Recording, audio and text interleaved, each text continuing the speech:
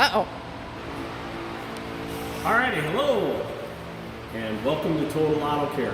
What I have in front of me is our van inspection sheets, which you guys will be going through every time you go to take one of the vans on a nice little road trip. Okay, so we're going to start out with some basic stuff. First thing that we're going to do is we're going to cover on how to get the hood open. So I've got the door open here. My assistant, Phil, is going to go ahead and we're going to try to sneak in here and find our hood release. It's right down here. We'll go ahead and we'll pull that. Then we'll go ahead and go back around. Then we're going to have to find a safety latch for the hood. Okay, this particular one has a bracket underneath here that we just have to flip over. It's got a little hook on it. And then we can go ahead and raise this up and get our hood prop rod out. Now, obviously not all the vans are the same, and some of them are going to be a little bit newer than the one that we're working on today. And some of the things may be in a little bit different location, and some things may not be there at all. Okay, we'll talk a little bit about that as we're going through this. All right, now what I find to be the easiest if we just go in order with this. The only problem that I saw with this was a couple of things. When they have us check the lights, they have us check the turn signals and the backup lights in a different section. I usually like to check all the lights at the same time, but we're going to do it the way they have it on the sheet just so we don't get confused. The other thing is that down in the bottom section of this, where it has wheels, lugs, and the rims and the tires, it doesn't have a spot for you specifically to put the PSI of the tire air pressure in there. Okay, we will check that.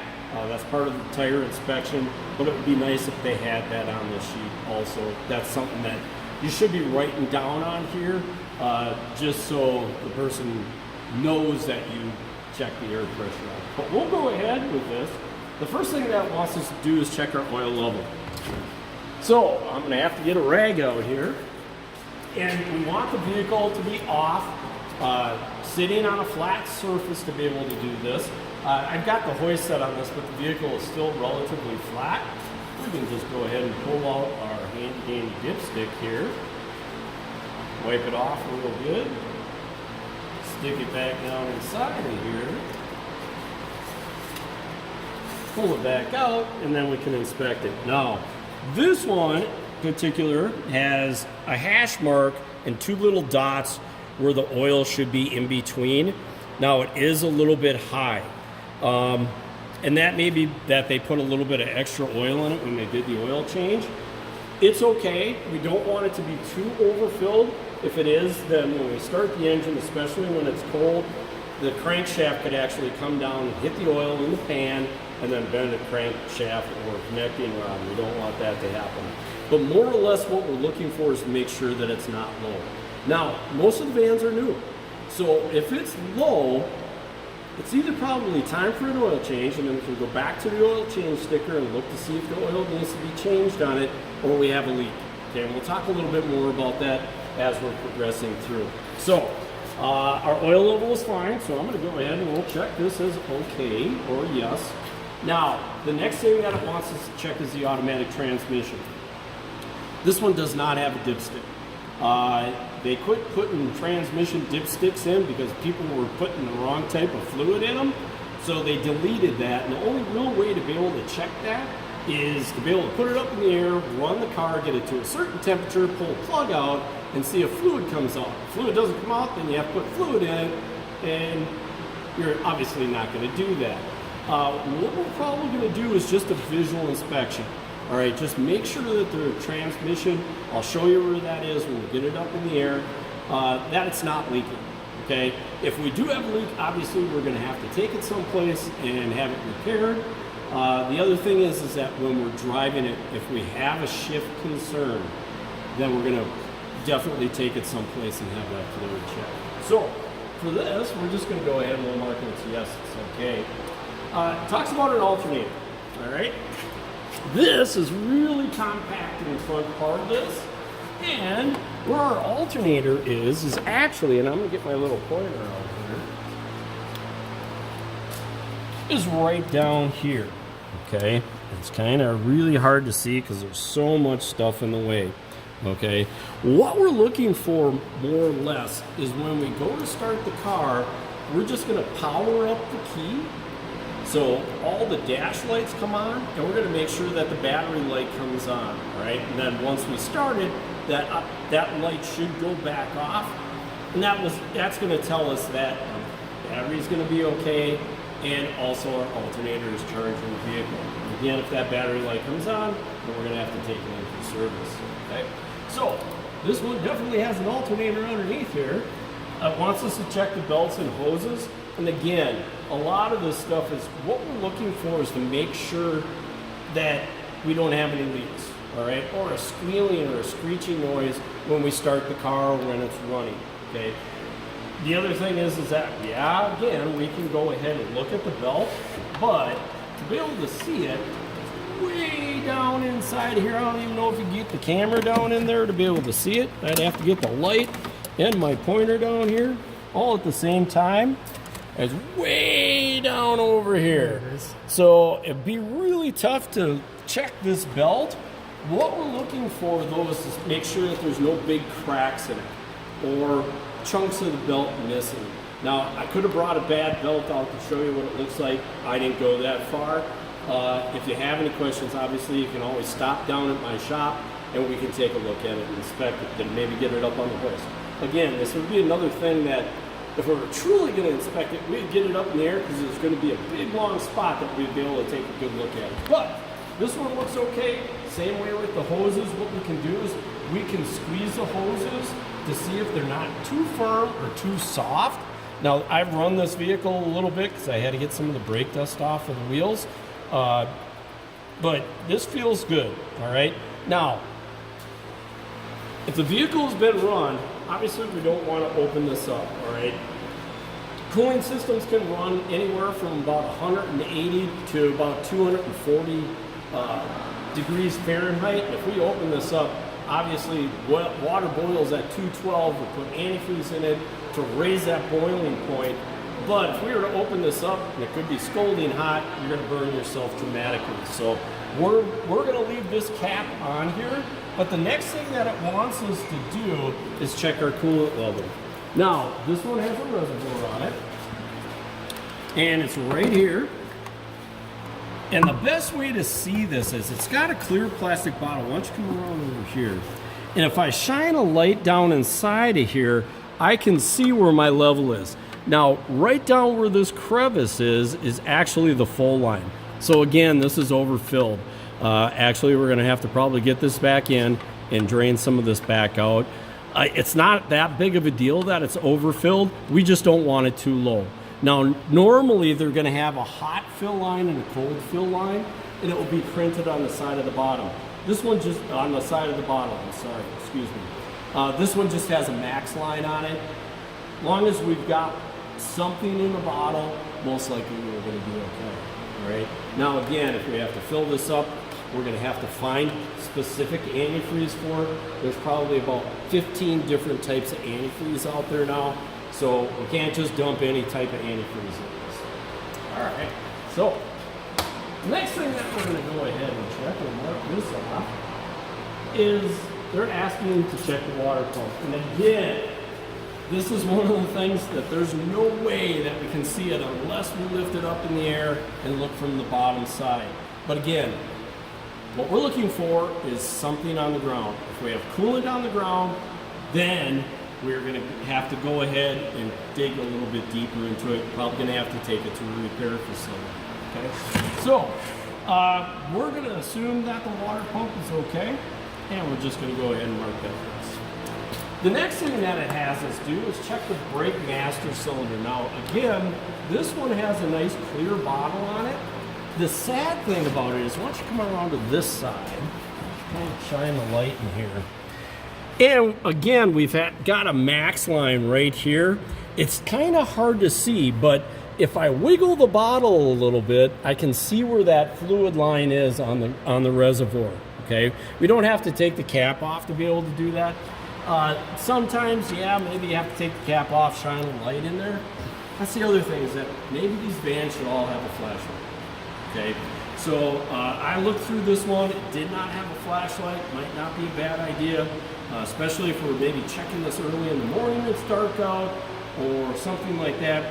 It's best to get a light out so we can make sure that we're seeing everything okay. There's only two things you do in the dark. Neither one of them will work on cars.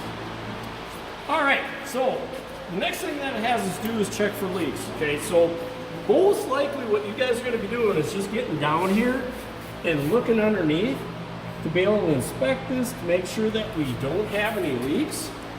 When I get it up in the air, we'll definitely look at some things. Now, if you notice right up and through here, get the camera up here, you can see that we've got a little bit of oil residue. Well, that's not a leak.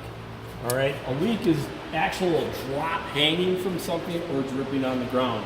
This little residue is actually from when they changed the oil. They spilt a little bit and didn't clean it up good enough. Okay. All right, so we've got that all checked off. Wants us to check the steering gearbox. Well, there's really no way for you to be able to do that. All right. Hi. Hi. Sorry. No, welcome. There's really no way for us to do that with a vehicle on the ground. We'd have to, again, get it up in the air.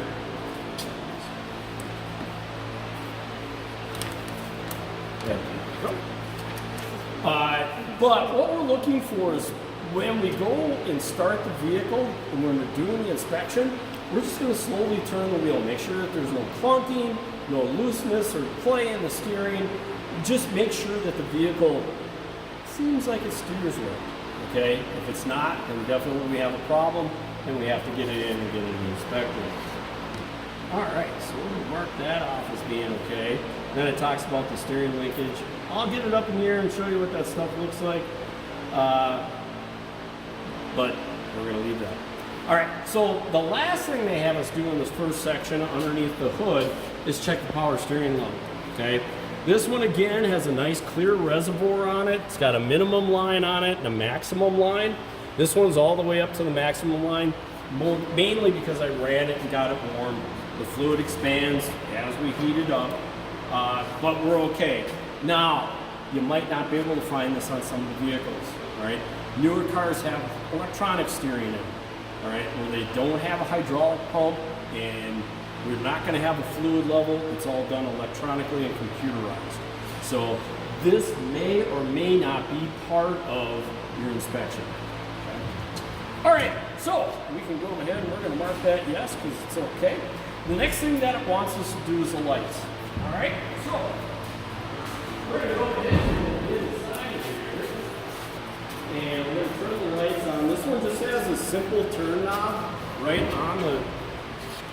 on the dash assembly itself, and we can go ahead and turn this on. Yeah, this is insane. Anyways, so we're gonna start in the front. What we're looking at is making sure that the headlights, our side markers work, okay? Then we'll go ahead and we'll hit the high beams on this. Again, this is just right on the turn signal switch. We flip it forward, turns the high beams on, they both work. We can go ahead and go around the back.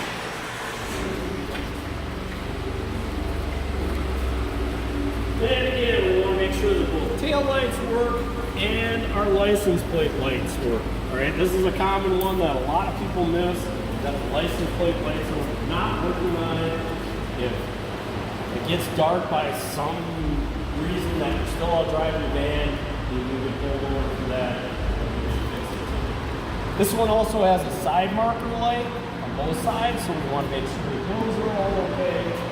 All right, so that set of lights is okay. Again, we're going to check the other lights when we go ahead and start it up. So we can go ahead and mark that as green, or good, or yes. Now, it has a section here for checking the brakes, the drums, and the rotors and the linings. Well, that's something that's done under a brake inspection. Okay? That's not something that you are going to particularly be able to do.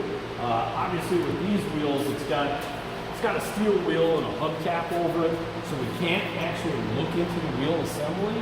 Now, on some of the other vans, they're a little bit more open and you can look inside of there.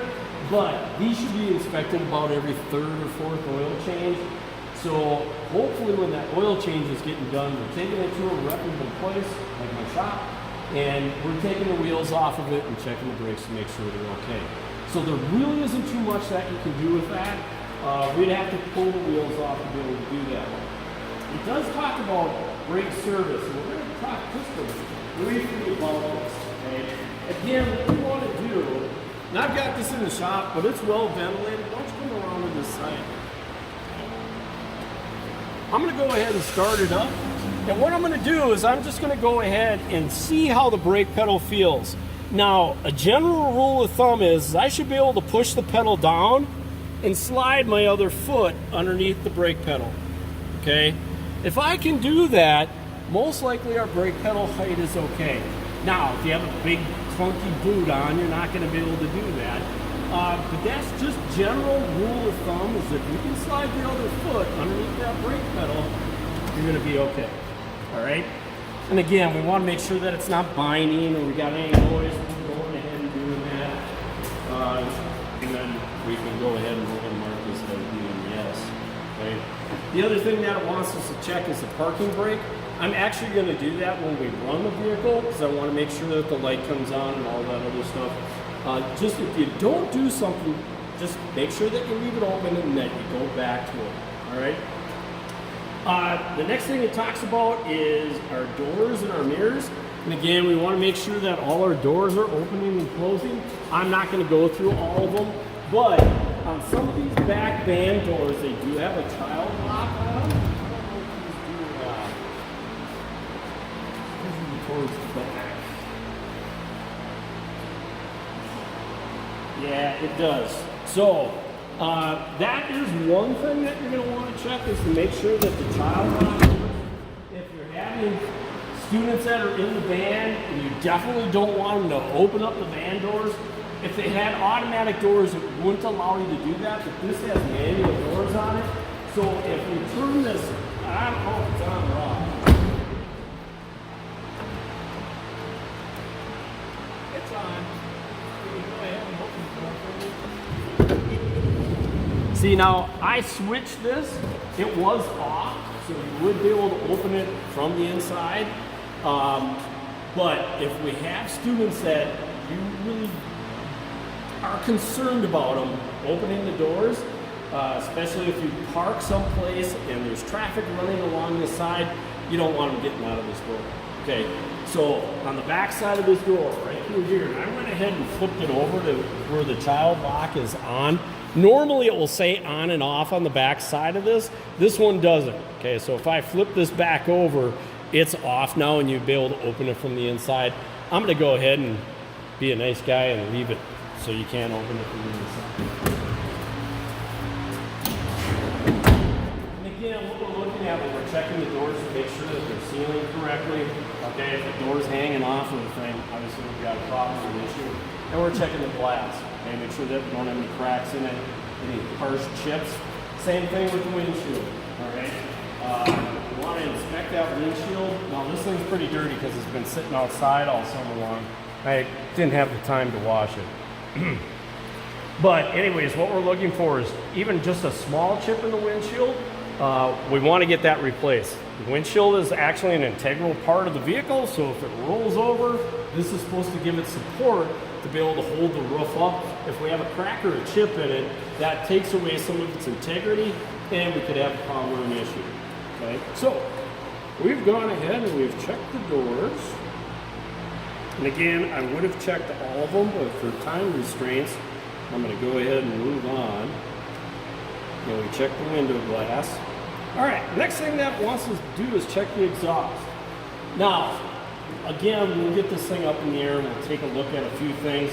But for the exhaust, generally what we're going to do is we're going to go ahead and we'll start it up and just see if we have any rattling or loud noises coming from the exhaust. Okay, so one of the best ways to do this is just go ahead, start it up, put your foot on the brake, put it in drive, give it some gas. All right, So we don't have an exhaust leak. That sounds pretty good.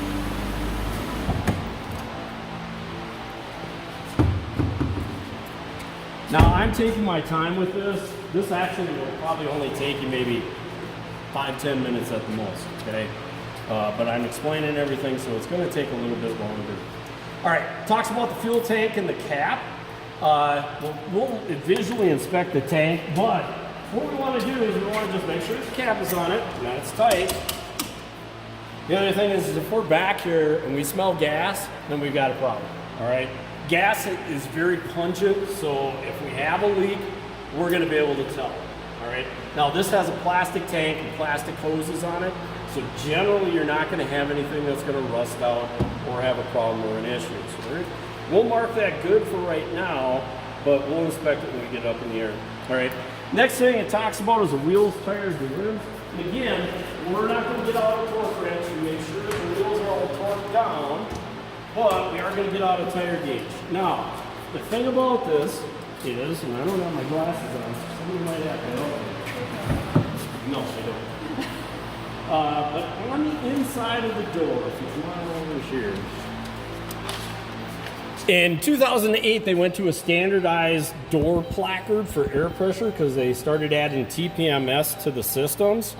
Where it electronically tells you if the tire is low, but on here it will tell you what the air pressure is front and rear. Now, if you're driving one of the bigger vans, the air pressures are different. I think they're 55 in the front and 80 or something like that in the back. Okay, so we want to make sure that we're checking what the air pressure is. What did that read? What did that read? Did you read it? I couldn't read it from here. You couldn't read it either? All right.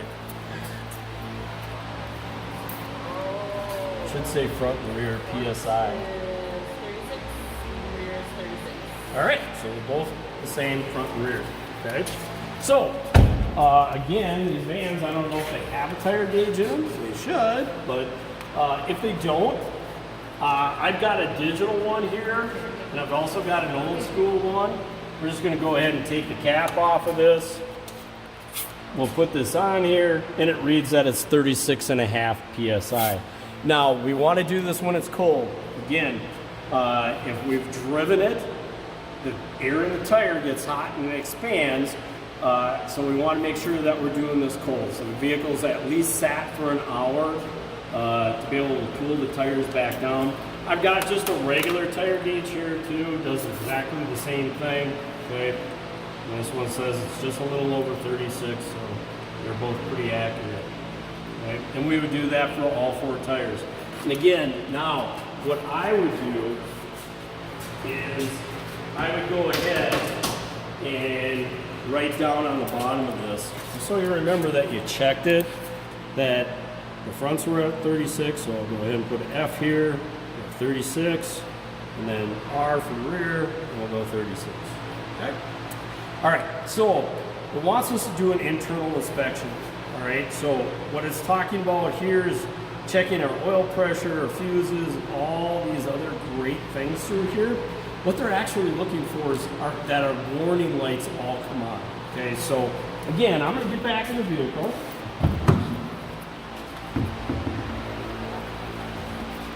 And with this one has a key. A lot of them just have a push button. If it has a push button, you don't have to step on the brake pedal because that will start the engine. We're not looking to start the engine.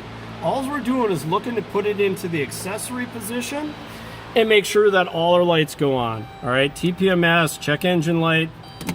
Unfortunately, they go off pretty quick here too.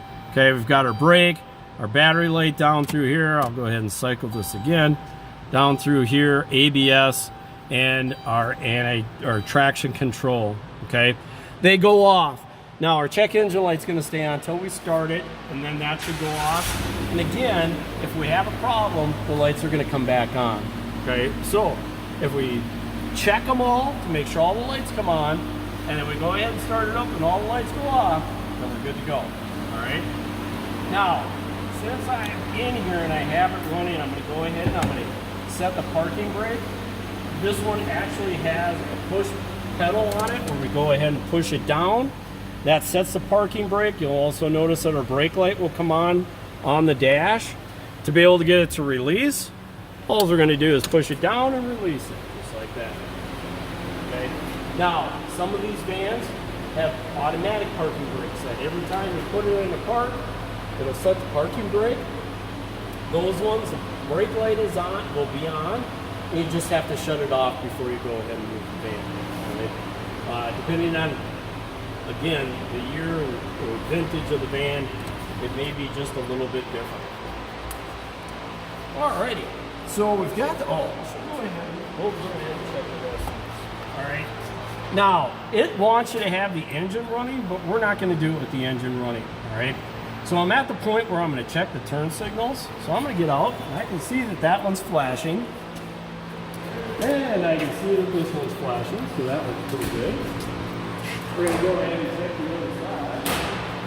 I can see that that one's flashing, and this one's flashing. Next thing to do is to check the brake lights. Now, unless you have a companion with you to be able to do this, that makes it awful difficult. I've tried to push the brake pedal and run to the back to see if all the brake lights work. I'm not quite that fast, but this van, we actually carry a pry bar that we can put between the seat and the brake pedal to hold it down. But if they don't have that, they're probably going to have a snow brush in there, all right? We can go ahead and jam this on the brake pedal, put it between the seat, just like that, to hold the brake pedal down, and we can go around to the back to make sure that the brakes work. Okay.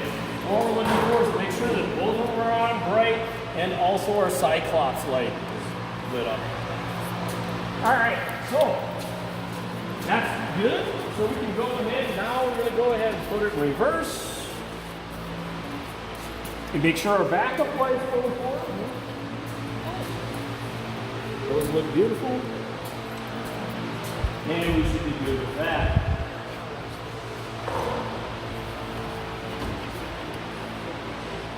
Alrighty. So, go ahead and check all the lights. Now, what it does say in here is about fuses and breakers. There's really no way for you to check that. If we have a problem or an issue, it could be that a fuse is out or blowing, or a circuit breaker is tripped and it's not resetting on itself. Again, we're going to have some problems with the vehicle. So again, we're going to have to probably get it into a repair facility to do something with that. Okay. Oh, one thing I did forget to check is the four-way. Okay. So again, we want to find where the four-way button is. That's the red triangle on the dash lights. Come on in here. All right, that's this button right here, just in case you don't know which one it is. And again, we should have our front lights flashing and our back lights flashing, and our dash lights. All right. That's all good. We'll mark that yes. And again, we're checking our fuel gauge. Hopefully most of the vans, we're keeping at least a quarter of a tank of fuel in them. We don't want to let it get down below that quarter of the tank. It's hard on the fuel pump, especially since these vans sit. During the winter time, if we have a lot of area inside the tank, it builds up a lot more moisture in the system, and then we actually have freezing problems with them. Since these vans sit so much, it's best to keep them relatively full. So if you're getting down to that half mark, grab the gas card, we'll fill it back up. Okay. All right, then it wants to check all the seat belts. We can go through and do all that. And what we're gonna do is buckle them all in and then release them. I'm sure you all know how to use the seat belts, so I'm not gonna go through that, but you wanna make sure that all the seat belts are working properly in the vehicle. If they're not, again, those have to be repaired. We can't take it out on the road without it working. Okay? Horn is my favorite part. Horn works, so we're good there. Heater and defrost. All right, so again, we're gonna go into the functionality of our heating system. I got the key on, and we're just gonna go ahead and we'll turn the fan on high, and we'll put this thing on defrost. We've got a front defrost, and you can see that the light lights up here, and we can see that it's blowing out on the top. And we can go ahead and hit our rear defrost, lights coming on. If it's not defrosting, there's something electronically wrong with it, but it should clear the rear window for us, okay? And again, we can go ahead and shut all this stuff back off. All right, so that's all good. Talks about the mirrors properly adjusted. Obviously, you want to do that while you're sitting in the vehicle. This particular one, it's got the mirror controls here. If we're doing the left mirror, we're going to go ahead and hit the button. Then we can go ahead and adjust it up and down. And then if we're going to do the right side, again, adjust it up and down, out, in. Now we can go ahead and shut this back off. Okay. All right, so we're in our rear view. Make sure that we can see out the rear window. We've all driven another vehicle before, so hopefully you know how to do that. All right, we've already inspected the windshield, but we got to check to make sure that the wipers work. Now, on some of these vehicles, it may be a little bit different. This one's just got a turn knob on here, and then we push the center part of this. I'm going to try not to get you wet. Luckily, the hood is down. It would spray up a lot higher, but it's down, so it's not going to spray all over the place. We want to make sure that our washer works. It didn't actually have us check the washer fluid, but we're going to cover that. And again, this one has a rear wiper and washer. That's right here. We can go ahead and hit that rear washer and wiper. And that one's not clearing very well. Maybe time for a new wiper. Usually wiper blades need to be replaced every 6 months, especially on these vans. Since they sit outside in the sun the whole time, it'll dry them out. Now, if they're not wiping good, take a paper towel or rag and try wiping them off. If that doesn't help, then the wipers need to be replaced, okay? You know when you notice when the wipers generally don't work, don't you? When it's raining out. They must replace wiper blades when it's raining. Not me. So. All right, that looks pretty good, but we're going to go back and we'll talk about the washer fluid on this. Again, this one has a plastic reservoir on it. It's right here. It's not going to have a full line. Our full line is all the way up to the top, okay? But if we shine a light down inside of here, we can see how full this is. Look down through here, you can see how much fluid is in this thing, okay? Again, if we're going to put washer fluid in it, don't put water in it. If you get too cold of weather, make sure that you're using a window washer solvent that is good to, this is the washer solvent. Don't use this. That's good to 40 below, okay? Especially since these vans sit outside for long periods of time. If they're not good to 40 below, and if we get to 30 below, they'll start to freeze. So we got to keep the more expensive window washer solvent in it. All right, so we're winding the corner here. All right, so we got that all checked out. Oh, emergency equipment. All right. We go back in here. I'm actually going to open up this back door and have you roll around and the inside. And we'll point these pieces of equipment. All right, so what we got to have in this van is a body fluid kit, a first aid kit, and a fire extinguisher. Now, these just have a quick release on them where you can go ahead and pop this out of here. I'm not going to do it right now, but it flips over. We can get this out. And again, for the fire extinguisher, just got to pull the pin, squeeze the handle, and then we're spraying it towards the base of the fire. All right. Everything else for the first aid kit, the body fluid kit, I'm sure somebody else will go through that with you to explain to you all of what's in there. All right. Again, it wants to check the seats. Again, we're just going to give them a little rock. Okay. We want to make sure the seats aren't loose. These seats fold down, so if they don't clasp them all the way back in, they will be loose. So you hit the brakes, even with the seatbelt on, the seat's going to go flying forward and maybe hurt somebody. So, especially with the fold down seats, we want to make sure that they're locked down when we're using them. All right, the last part of this is a wheelchair part. We don't have a wheelchair van in here, so we're going to kind of skip that piece. All right, but we're going to go ahead. This up in there, and we'll talk about this. Everybody's clear?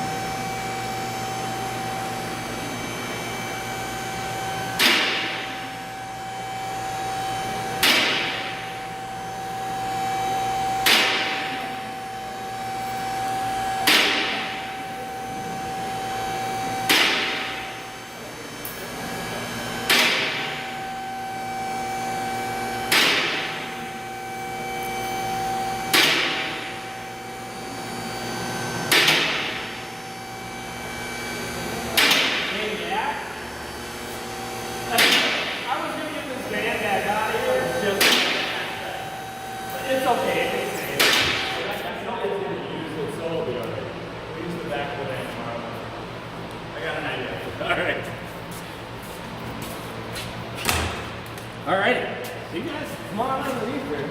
Not right underneath the vehicle. It's kind of cool. All right. Couple of things. When we were talking about this, we were talking about the air pressure in the tires. A couple other things that we want to do. We want to kind of do a visual inspection. All right. Now, I've got this up on the hoist. It's a little bit easier to look at. But what we're looking at is the tread. All right. If we got some bald spots or something going on with this, or the tread on this thing is getting really thin, we're going to probably want to mention that to somebody. Now, hopefully, if you're taking it to a regular repair facility to get the oil changes done and stuff, they're inspecting the tires and checking the tread depths on them. The other thing that we want to do is make sure that we don't have any cracking or bubbling going around the outside of this tire. Okay. When we were talking about the exhaust inspection, okay, here's our exhaust. If you notice right back here, we've got just a little bit of water coming out of this. Now, on some of these vans, especially if you have them sitting and idling, it's probably going to have a lot of water coming out of there. That's okay, all right? It's a drain hole. Reason is that we're taking air and fuel and mixing it together. The air has moisture in it, and as we burn it, it evaporates, and then as we cool it, as it's going through the exhaust, it condenses back down, and then they put a hole in here to allow it to drain. So that's normal. We don't have to worry about it. Okay.